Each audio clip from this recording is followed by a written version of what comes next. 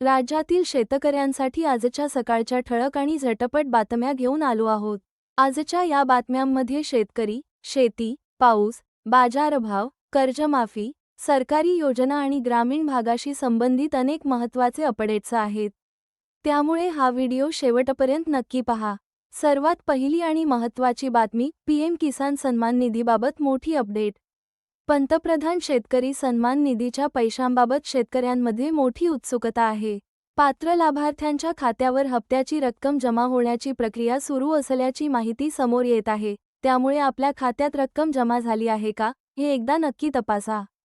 यानंतर साखर उद्योगासाठी मोठी बातमी। केंद्र सरकारकडून तब्बल 10 लाख टन साखर आयातीला परवानगी देण्यात आल्याची माहिती आहे। तब्बल 10 वर्षांनंतर प्रथमच मोठ्या प्रमाणावर साखर आयातीचा निर्णय घेण्यात आल्याने साखर उद्योगामध्ये याची मोठी चर्चा सुरू झाली आहे। दरम्यान, ऊस उत्पादक शेतकऱ्यांना गत हंगामातील थकीत रक्कम आणि दुसरा हप्ता देण्याची मागणी राजू शेट्टी यांनी केली आहे। खाद्यतेल विक्रीबाबतही महत्त्वाची बातमी। खाद्यतेलाच्या विक्रीमध्ये नियमांचे उल्लंघन करणाऱ्यांवर अन्न व औषध प्रशासनाकडून कारवाई केली जाणार आहे। नियम मोडल्यास मोठ्या दंडाला सामोरे जावे लागू शकते। त्यामुळे व्यापारी आणि विक्रेत्यांनी नियमांचे पालन करण्याचे आवाहन करण्यात येत आहे। हवामानाबाबतही चिंता वाढवणारी बातमी समोर आली आहे। एल निनो अधिक मजबूत होण्याचे संकेत मिळत असल्याने आगामी काळातील पावसावर त्याचा परिणाम होण्याची शक्यता व्यक्त केली जात आहे। सप्टेंबर ते नोव्हेंबर दरम्यान देशातील काही भागांमध्ये पावसाची तूट राहण्याची शक्यता व्यक्त करण्यात आली आहे। राज्यात 39 नव्या सहकारी योजनांची घोषणा करण्यात आली आहे। महिला उद्योजकता, शेतकऱ्यांना सुलभ कर्ज आणि सहकार क्षेत्राचे आधुनिकीकरण यावर भर दिला जाणार आहे। तसेच एकाच प्लॅटफॉर्मवर विविध कर्जसेवा उपलब्ध करून देण्याची तयारी सुरू आहे। आता छत्रपती संभाजीनगरमधून धक्कादायक बातमी। खवड्या डोंगर परिसरात कौटुंबिक वादातून अत्यंत दुर्दैवी घटना घडल्याची माहिती आहे। वादानंतर एका तरुणाने डोंगराच्या कड्यावरून उडी मारण्याचा प्रयत्न केला। त्याला वाचवण्यासाठी गेलेल्या वडिलांचाही तोल गेला आणि दोघेही खाली कोसळले। त्यानंतर आईनेही उडी मारल्याची माहिती समोर आली आहे। या घटनेने परिसरात हळहळ व्यक्त होत आहे। सोयाबीन उत्पादक शेतकऱ्यांसाठीही चिंता वाढली आहे। सोयाबीन पिकावर येलो मोझॅक रोगाचा प्रादुर्भाव दिसून येत असल्याने शेतकरी धास्तावले आहेत। काही भागांमध्ये पावसाने ओढ दिल्यामुळे सोयाबीनच्या पिकातील फुलोरा गळण्याची समस्या निर्माण झाली आहे। ग्रामीण भारतासाठी स्टारलिंकबाबतही मोठी चर्चा। देशातील तब्बल 11,000हून अधिक गावांमध्ये अद्याप 4G सेवा उपलब्ध नसल्याची माहिती समोर आली आहे। अशा ग्रामीण भागासाठी उपग्रह इंटरनेट सेवा उपयुक्त ठरू शकते, असा दावा स्पेसएक्सचे संस्थापक एलन मस्क यांच्या कंपनीकडून करण्यात आला आहे। मात्र भारतीय नियमांशी संबंधित अडचणींमुळे यापूर्वी या सेवेसमोर अडथळे आले होते।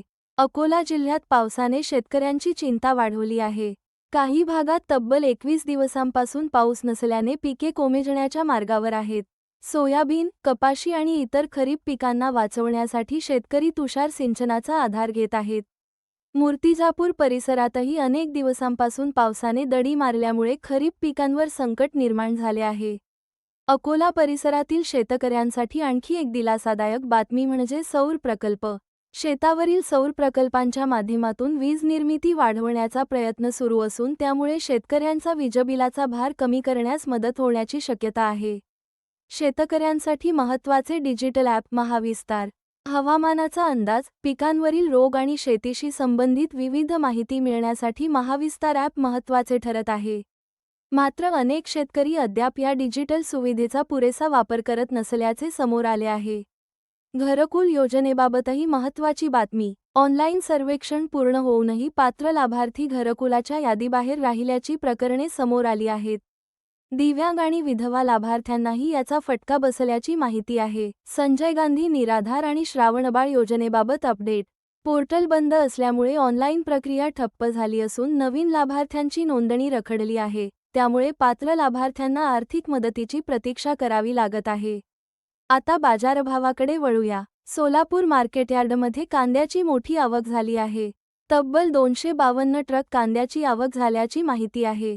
सलग तिसऱ्या दिवशी कांद्याला चांगला दर मिळाल्याने शेतकऱ्यांना काहीसा दिलासा मिळाला आहे। टोमॅटो उत्पादकांसाठी मात्र चिंता वाढली आहे। आवक वाढल्यामुळे टोमॅटोच्या दरामध्ये घसरण झाली आहे।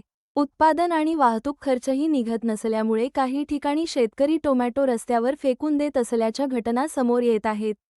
ITI प्रवेशाबाबत विद्यार्थ्यांसाठी महत्त्वाची बातमी. ज्या विद्यार्थ्यांना आतापर्यंत प्रवेश मिळालेला नाही, त्यांना पुन्हा प्रवेशाची संधी मिळणार आहे. 4 फेऱ्यांनंतर अनेक विद्यार्थ्यांना पसंतीचा ट्रेड न मिळाल्यामुळे त्यांनी प्रवेश नाकारला आहे.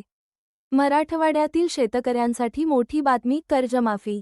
पुण्यश्लोक अहिल्यादेवी होळकर शेतकरी कर्जमुक्ती योजनेअंतर्गत मराठवाड्यातील तब्बल 1 लाखाहून अधिक शेतकऱ्यांना लाभ मिळाल्याची माहिती आहे. शासनाकडून योजनेचा ऑनलाईन आढावा घेतला जात आहे. महत्त्वाचे म्हणजे संबंधित शेतकरी मयत झाला असेल तर त्याच्या वारसांनाही योजनेचा लाभ देण्याची प्रक्रिया करण्यात येणार आहे. बँकेने वारसाची नोंद केल्यानंतर संबंधित माहिती पोर्टलवर अपलोड केली जाणार आहे. जायकवाडी प्रकल्पाबाबतही मोठी अपडेट. जायकवाडी प्रकल्प पूर्ण क्षमतेने भरण्याच्या दिशेने वाटचाल करत असून धरणात पाण्याची आवक सुरू आहे. त्यामुळे मराठवाड्यातील काही भागातील शेतकऱ्यांना दिलासा मिळण्याची शक्यता आहे. मात्र दुसरीकडे पावसाच्या खंडामुळे खरीप पिकांवर मोठा परिणाम होण्याची भीती आहे. मराठवाड्यात अनेक भागांमध्ये पावसाने मोठी दडी मारली आहे. सोयाबीन, कपाशी आणि इतर पिकांच्या उत्पादनावर त्याचा परिणाम होण्याची शक्यता व्यक्त केली जात आहे. गूळ आणि साखरेच्या दरात मोठी वाढ. साखरेचे दर वाढल्यानंतर आता गुळाच्या दरातही वाढ झाली आहे. सणासुदीच्या काळात गुळाचा वाढता भाव सर्वसामान्य ग्राहकांच्या खिशाला मोठा फटका देत आहे. साखरेचे दरही मोठ्या प्रमाणात वाढल्याची माहिती आहे. साखरेसोबत साबुदाणा, तांदूळ, शेंगदाणे आणि नारळाच्या दरातही वाढ झाल्याने ग्राहकांच्या घरगुती बजेटवर परिणाम होत आहे. सोयाबीन उत्पादकांसाठी पुन्हा एक चिंता. परतूर आणि आसपासच्या भागात पावसाचा खंड पडल्यामुळे फुलोऱ्यात आलेले सोयाबीन पीक माना टाकू लागले आहे. उपलब्ध पाणीसाठा कमी होत असल्याने शेतकऱ्यांसमोर पाण्याचा प्रश्न निर्माण झाला आहे. मिरची उत्पादक शेतकऱ्यांवर रोगाचे संकट. भोकरदन तालुक्यात मोठ्या क्षेत्रावर मिरचीची लागवड झाली आहे. मात्र पिकावर रोगाचा प्रादुर्भाव झाल्यामुळे अनेक शेतकऱ्यांना मोठे नुकसान सहन करावे लागत आहे. काही उत्पादकांनी नुकसान टाळण्यासाठी पीक उपटून फेकून दिल्याची माहिती आहे. महिला बचत गटांसाठीही महत्त्वाची संधी. नानाजी देशमुख कृषी संजीवनी प्रकल्पाच्या माध्यमातून महिला गटांना कृषी प्रकल्पांसाठी अनुदान मिळण्याची संधी उपलब्ध होत आहे. पशुधनासाठी विमा संरक्षण उपलब्ध करून देण्याची प्रक्रिया सुरू असून पशुपालकांना आर्थिक जोखमीपासून संरक्षण मिळण्यास मदत होणार आहे. कापूस बाजाराबाबत मोठी चर्चा. कापूस उत्पादनाच्या अंदाजामध्ये मोठा फरक पडल्याचे समोर येत आहे. बाजारातील दर नियंत्रणासाठी स्टॉक लिमिट आणि नोंदणीसारख्या नियमांमुळे व्यापाऱ्यांसमोरही अडचणी निर्माण होत आहेत. PM विश्वकर्मा योजनेबाबतही मोठी चिंता. हजारो अर्जदारांनी प्रशिक्षण पूर्ण करूनही अपेक्षित कर्ज मिळत नसल्याच्या तक्रारी आहेत. बँकांकडून कर्ज वितरणामध्ये अडथळे येत असल्याचे लाभार्थी सांगत आहेत. भंडारा जिल्ह्यातील शेतकऱ्यांसाठीही कर्जमाफीचा प्रश्न कायम आहे. तांत्रिक अडचणींमुळे हजारो पात्र शेतकरी अद्याप कर्जमाफीपासून वंचित असल्याची माहिती समोर आली आहे. EKYC न करणाऱ्या गॅस ग्राहकांसाठी महत्त्वाची सूचना. EKYC पूर्ण न केल्यास काही ग्राहकांना व्यावसायिक दराने गॅस सिलेंडर घ्यावा लागू शकतो. त्यामुळे संबंधित ग्राहकांनी मुदतीपूर्वी EKYC पूर्ण करण्याचे आवाहन करण्यात आले आहे.